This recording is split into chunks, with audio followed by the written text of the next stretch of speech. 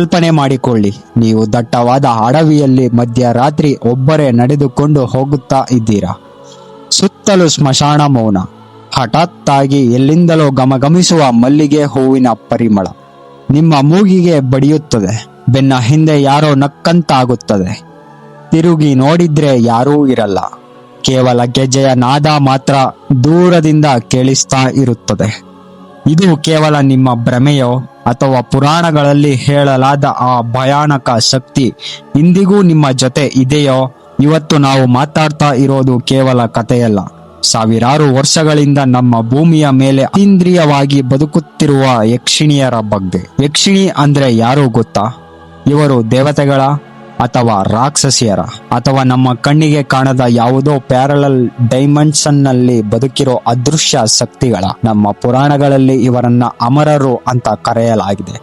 ಅಂದ್ರೆ 1000 ವರ್ಷಗಳ ಹಿಂದೆ ಪುರಾಣಗಳಲ್ಲಿ ವರ್ಣಿಸಿದ ಆ ಸುಂದರ ಮತ್ತು ಭಯಾನಕ ಯಕ್ಷಿಣಿಯರು ಇವತ್ತಿಗೂ ನಮ್ಮ ಮಧ್ಯೆ ಇದ್ದಾರೆ ಅನ್ನೋದು ಕೇವಲ ನಂಬಿಕೆಯಲ್ಲ, ಅದಕ್ಕೊಂದು ವೈಜ್ಞಾನಿಕ ಮತ್ತು ತಾಂತ್ರಿಕ ಆಯಾಮವೂ ಇದೆ. ಹಲವು ಪುರಾತನ ಗ್ರಂಥಗಳು ಹೇಳುವಂತೆ ಯಕ್ಷಿಣಿಯರು ನಿಮ್ಮ ಇಷ್ಟಾರ್ಥಗಳನ್ನು ಕ್ಷಣಾರ್ಧದಲ್ಲಿ ಈಡೇರಿಸಬಲ್ಲರು.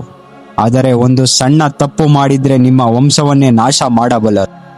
ಯಕ್ಷಿಣಿಯರು ಯಾವ ರೂಪದಲ್ಲಿ ಬರ್ತಾರೆ, ಅವರನ್ನ ಪ್ರಸನ್ನ ಮಾಡಿಕೊಂಡರೆ ಏನಾಗುತ್ತದೆ, ಎಲ್ಲವನ್ನು ವಿವರವಾಗಿ ಹೇಳ್ತೇನೆ.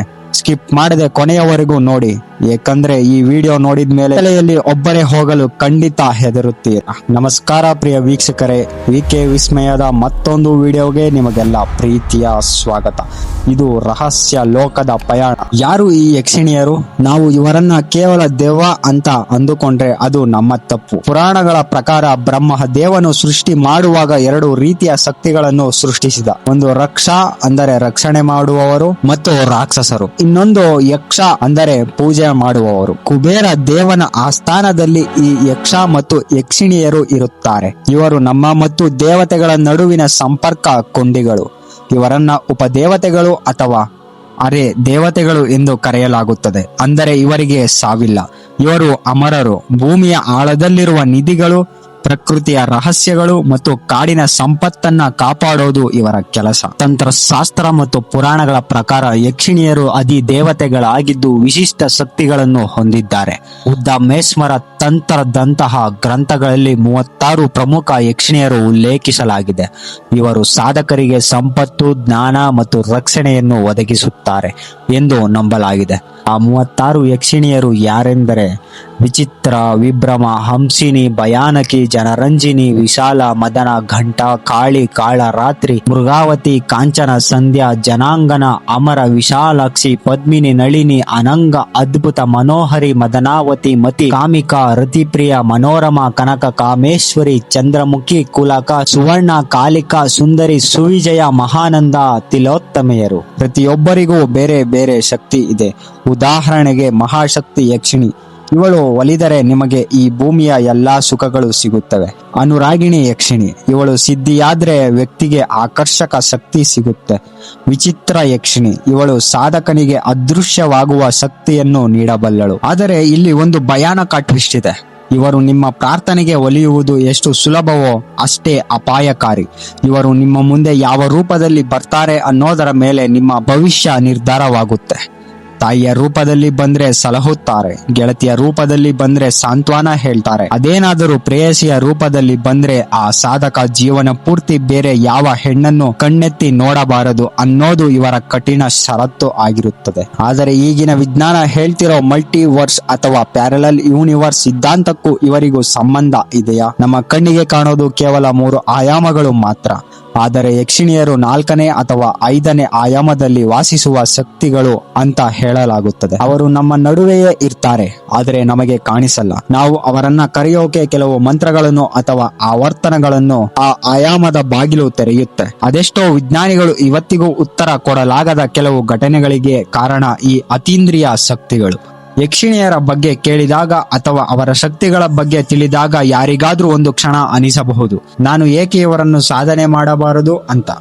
ಆದರೆ ನೆನಪಿಡಿ, ಇದು ಬೆಂಕಿಯ ಜೊತೆ ಸರಸವಾಡಿದಂತೆ. ಯಕ್ಷಿಣಿ ಸಾಧನೆ ಅನ್ನೋದು ತಂತ್ರ ಶಾಸ್ತ್ರದ ಅತ್ಯಂತ ಗುಪ್ತ ಮತ್ತು ಕಠಿಣ ಭಾಗ. ಇದನ್ನ ಮಾಡೋಕೆ ಕೇವಲ ಮಂತ್ರ ಗೊತ್ತಿದ್ರೆ ಸಾಲದು, ಅದಕ್ಕೆ ಗುರು ಮುಖೇನ ಉಪದೇಶ ಬೇಕು. ಯಕ್ಷಿಣಿಯನ್ನ 3 ರೂಪದಲ್ಲಿ ಕರೆಯಬಹುದು. ತಾಯಿ ಅಂದರೆ ಮಾತೃ ರೂಪ, ನಿಮಗೆ ರಕ್ಷಣೆ ನೀಡುತ್ತಾಳೆ. ಸಹೋದರಿ, ನಿಮಗೆ ಕಷ್ಟದಲ್ಲಿ ನೆರವಾಗುತ್ತಾಳೆ. ಪ್ರೇಯಸಿ, ಇದು ಅತ್ಯಂತ ಅಪಾಯಕಾರಿ, ಏಕೆಂದ್ರೆ ಒಮ್ಮೆ ಅವಳನ್ನ ಪ್ರೇಯಸಿಯಾಗಿ ಒಲಿಸಿಕೊಂಡರೆ ಆ ಸಾಧಕ ಜೀವನ ಪೂರ್ತಿ ಬೇರೆ ಯಾವ ಹೆಣ್ಣನ್ನು ಮೋಹಿಸಬಾರದು, ಕಣ್ಣೆತ್ತಿ ಕೂಡ ನೋಡಬಾರದು. ಒಂದು ವೇಳೆ ಈ ನಿಯಮ ಮೀರಿದರೆ ಆ ಕ್ಷಣವೇ ಅವನ ಅಂತ್ಯ ಶುರುವಾಗುತ್ತದೆ. ಸಾಧನೆ ಶುರು ಮಾಡಿದ ಮೇಲೆ ಯಕ್ಷಿಣಿ ಸುಲಭವಾಗಿ ಪ್ರತ್ಯಕ್ಷವಾಗಲ್ಲ. ಅವಳು ಸಾಧಕನ ಧೈರ್ಯವನ್ನ ಪರೀಕ್ಷೆ ಮಾಡ್ತಾಳೆ. ಮಧ್ಯರಾತ್ರಿ ಜಪ ಮಾಡುವಾಗ ನಿಮ್ಮ ಸುತ್ತಲೂ ಭಯಾನಕ ಶಬ್ದಗಳು ಕೇಳಿಸಬಹುದು. ಯಾರೋ ಅಟ್ಟಹಾಸದಿಂದ ನಗುವ ಸದ್ದು, ಕಾಡು ಪ್ರಾಣಿಗಳು ನಿಮ್ಮ ಮೇಲೆ ಎರಗಲು ಬರುವಂತೆ ಭಾಸವಾಗುವುದು, ಅಥವಾ ನಿಮ್ಮ ಅತ್ಯಂತ ಆಪ್ತರು ಬಂದು ನಿಮ್ಮನ್ನು ಕರೆಯುವಂತೆ ಕೇಳಿಸಬಹುದು. ಇದು ಕೇವಲ ಭ್ರಮೆಯಲ್ಲ, ಇದು ಅವಳು ಒಡ್ಡುವ ಮಾಯೆ. ಆ ಸಮಯದಲ್ಲಿ ಸಾಧಕನು ತನ್ನ ಜಪದ ಮಂಡಲದಿಂದ ಹೊರ ಬಂದರೆ ಅಥವಾ ಹೆದರಿ ಓಡಿದರೆ ಅವನು ಮಾನಸಿಕ ಸಮತೋಲನ ಕಳೆದುಕೊಳ್ಳುತ್ತಾನೆ. ಅನೇಕರು ಇಂತಹ ಸಾಧನೆ ಮಾಡಲು ಹೋಗಿ ಇವತ್ತಿಗೂ ಹುಚ್ಚರಾಗಿ ಅಲೆದಾಡುತ್ತಿರೋ ಉದಾಹರಣೆಗಳಿವೆ. ಒಂದು ವೇಳೆ ಸಾಧನೆ ಯಶಸ್ವಿಯಾಗಿ ಯಕ್ಷಿಣಿ ಪ್ರತ್ಯಕ್ಷವಾದರೆ ಅವಳು ನಿಮಗೆ ಅತೀಂದ್ರಿಯ ಶಕ್ತಿಗಳನ್ನು ಕೊಡಬಹುದು, ಕೇಳಿದ್ದನ್ನ ತಂದು ಕೊಡಬಹುದು. ಆದರೆ ಅದಕ್ಕೆ ಅವಳು ಕೇಳೋ ಬೆಲೆ ದೊಡ್ಡದಿರುತ್ತದೆ. ಹೆಚ್ಚಿನ ಯಕ್ಷಿಣಿಯರು ಸಾಧಕನನ್ನ ಈ ಸಮಾಜದಿಂದ ದೂರ ಮಾಡ್ತಾರೆ, ಅವನಿಗೆ ಸಂಸಾರ ಸುಖ ಸಿಗದಂತೆ ಮಾಡ್ತಾರೆ. ಅಂತಿಮವಾಗಿ ಆ ಸಾಧಕ ಅವಳ ಲೋಕಕ್ಕೆ ಸೇರಬೇಕಾಗುತ್ತದೆ. ಹಾಗಾಗಿಯೇ ದೊಡ್ಡ ದೊಡ್ಡ ಮಹರ್ಷಿಗಳು ಹೇಳೋದು ಭಕ್ತಿಯ ಮಾರ್ಗ ಹಿಡಿಯಿರಿ, ಹೊರತು ಇಂತಹ ಶಕ್ತಿಗಳ ಹಿಂದೆ ಹೋಗಬೇಡಿ ಅಂತ. ಈ ಶಕ್ತಿಗಳು ಎಷ್ಟು ಬೇಗ ಸುಖ ಕೊಡುತ್ತವೋ ಅಷ್ಟೇ ಬೇಗ ಸರ್ವನಾಶವನ್ನು ಮಾಡಬಲ್ಲವು. ಗೆಳೆಯರೆ, ನಾವು ವಿಡಿಯೋದ ಅಂತ್ಯಕ್ಕೆ ಬಂದಿದ್ದೇವೆ. ಈಗ ನಿಮ್ಮ ಮನಸ್ಸಿನಲ್ಲಿ ಇರೋ ದೊಡ್ಡ ಪ್ರಶ್ನೆ, ಇದೆಲ್ಲ ನಿಜವಾ? ಯಕ್ಷಿಣಿಯರು ಇಂದಿಗೂ ಬದುಕಿದ್ದಾರಾ ಅಂತ. ನಮ್ಮ ಪುರಾಣಗಳು ಹೇಳುವಂತೆ ಯಕ್ಷಿಣಿಯರು ಕೇವಲ ಕಥೆಗಳಲ್ಲ, ಅವರು ಪ್ರಕೃತಿಯ ಒಂದು ಭಾಗ. ವಿಜ್ಞಾನವು ಇಂದು ಯಾವುದನ್ನು ಎನರ್ಜಿ ಅಥವಾ ವೈಬ್ರೇಷನ್ ಅಂತ ಕರೆಯುತ್ತದೋ ಅದನ್ನೇ ನಮ್ಮ ಪೂರ್ವಜರು ಯಕ್ಷಿಣಿ ಅಂತ ಕರೆದರು. ನೀವು ನಂಬಲಿ ಬಿಡಲಿ, ಅದೆಷ್ಟೋ ಜನ ಇಂದಿಗೂ ಕಾಡಿನ ದಾರಿಗಳಲ್ಲಿ, ನಿರ್ಜನ ಪ್ರದೇಶಗಳಲ್ಲಿ ವಿವರಿಸಲಾಗದ ಅನುಭವಗಳನ್ನು ಪಡೆಯುತ್ತಲೇ ಇದ್ದಾರೆ. ಬಹುಶಃ ಅವರು ನಮ್ಮ ಕಣ್ಣಿಗೆ ಕಾಣದಿದ್ದರೂ ನಮ್ಮ ಪ್ರತಿ ನಡೆಯನ್ನು ಗಮನಿಸುತ್ತಿರಬಹುದು. ನೆನಪಿಡಿ, ಈ ಜಗತ್ತು ನಮಗೆ ಕಾಣುವುದಕ್ಕಿಂತ ತುಂಬಾ ದೊಡ್ಡದಿದೆ. ನಾವು ತರ್ಕಕ್ಕೆ ಸಿಗದೆ ಎಲ್ಲವನ್ನೂ ಸುಳ್ಳು ಅಂದುಕೊಳ್ಳುತ್ತೇವೆ, ಆದರೆ ವಿಜ್ಞಾನಕ್ಕೂ ನಿಲುಕದ ಶಕ್ತಿಗಳು ಈ ಮಣ್ಣಿನಲ್ಲಿ, ಈ ಮರಗಳಲ್ಲಿ ಅಡಗಿವೆ. ನೀವು ಮುಂದಿನ ಬಾರಿ ಯಾವುದಾದರೂ ದಟ್ಟ ಅಡವಿಯಲ್ಲಿ ನಡೆಯುವಾಗ ಮಲ್ಲಿಗೆ ಹೂವಿನ ವಾಸನೆ ಬಂದರೆ, ಅಥವಾ ಯಾರೋ ನಿಮ್ಮನ್ನ ಹಿಂಬಾಲಿಸುತ್ತಿದ್ದಾರೆ ಎಂಬ ಭಾಸವಾದರೆ ಅಲ್ಲಿಗೆ ನಿಲ್ಲಬೇಡಿ, ಹಿಂದೆ ತಿರುಗಿ ನೋಡಬೇಡಿ. ಏಕೆಂದ್ರೆ ಕೆಲವೊಂದು ರಹಸ್ಯಗಳು ರಹಸ್ಯವಾಗಿಯೇ ಇದ್ದರೆ ಚಂದ. ಯಕ್ಷಿಣಿಯರ ಬಗ್ಗೆ ನಿಮಗೇನನ್ನಿಸುತ್ತದೆ? ಇದು ಕೇವಲ ಕಲ್ಪನೆಯೋ ಅಥವಾ ನೈಜವೋ? ನಿಮ್ಮ ಅಭಿಪ್ರಾಯವನ್ನ ಕಮೆಂಟ್ ಬಾಕ್ಸ್ ನಲ್ಲಿ ತಪ್ಪದೆ ತಿಳಿಸಿ. ವಿಡಿಯೋ ಇಷ್ಟವಾಗಿದ್ದರೆ ಲೈಕ್ ಮಾಡಿ, ಶೇರ್ ಮಾಡಿ ಮತ್ತು ಇಂತಹದ್ದೇ ರೋಚಕ ರಹಸ್ಯಗಳಿಗಾಗಿ ನಮ್ಮ ಚಾನಲ್ ಅನ್ನು ಸಬ್ಸ್ಕ್ರೈಬ್ ಮಾಡಿಕೊಳ್ಳಿ. ಮುಂದಿನ ವಿಡಿಯೋದಲ್ಲಿ ಮತ್ತೊಂದು ಭಯಾನಕ ರಹಸ್ಯದೊಂದಿಗೆ ಸಿಗೋಣ. ಅಲ್ಲಿಯವರೆಗೂ ಎಚ್ಚರದಿಂದಿರಿ. ಶುಭವಾಗಲಿ.